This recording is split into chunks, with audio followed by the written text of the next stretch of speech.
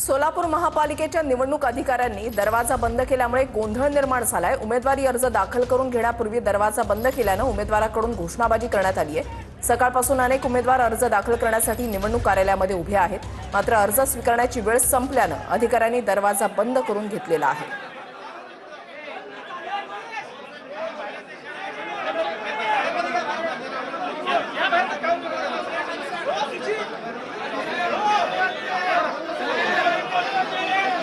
मध्ये जे हे निवडणूक अधिकारी ह्यांच्याकडे जेवढे उमेदवारांचे नामनिर्देश आहेत त्यातला एकही उमेदवाराचा बी फॉर्म पोचलेला नाही। भाजपचा आज जेवढे ह्याच्याकडे आहेत उमेदवारांचे 20 किती फॉर्म पोचलेले नाही आहेत। वेळेच्या आत त्यांनी बी फॉर्म दिलेले नाही आहेत। ही जी सत्ताधाऱ्यांची जी लोकांना मनमानी कारभार करून सत्ताधारी या अधिकाऱ्यांच्या वर जर अशी जुलूमशाही करत असतील तर आम्ही सहन करणार नाही। सागर सुरवसे आमचे प्रतिनिधी आमच्या सोबत आहेत। सागर, आपण पाहतोय की निवडणूक अधिकाऱ्यांनी दरवाजा बंद केलेला आहे, एक गोंधळ निर्माण झालेला आहे, काही तोडगा काढण्याचा प्रयत्न होतोय की नाही?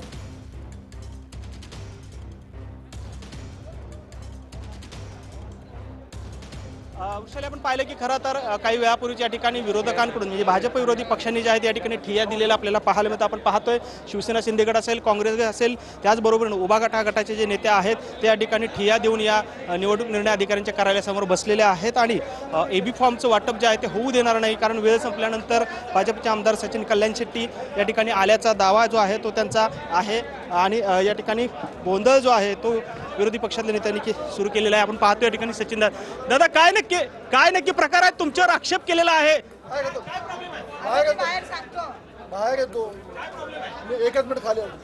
पाहतो या ठिकाणी भाजपचे आमदार सचिन कल्याण शेट्टी जे आहेत ते या ठिकाणी ठिय्या मांडून बसले, त्याचबरोबर शहराध्यक्ष आहेत आणि ते आता काही क्षणातच बाहेर येतात आणि त्यांची भूमिका जी आहे त्या ठिकाणी मांडताना आपल्याला पाहायला मिळत आहेत। आपण पाहतोय खरं तर या ठिकाणी मोठा गोंधळ जो आहे तो या ठिकाणी उडालेला पाहायला मिळतोय। भाजप वगळता इतर पक्ष जे आहेत यांनी या ठिकाणी आक्षेप जो आहे तो या सर्व प्रक्रियेला घेतलेला आहे, कारण एबी फॉर्म जो आहे तो 3 वाजल्यानंतर या ठिकाणी भाजपकडून आल्याचा आरोप आहे।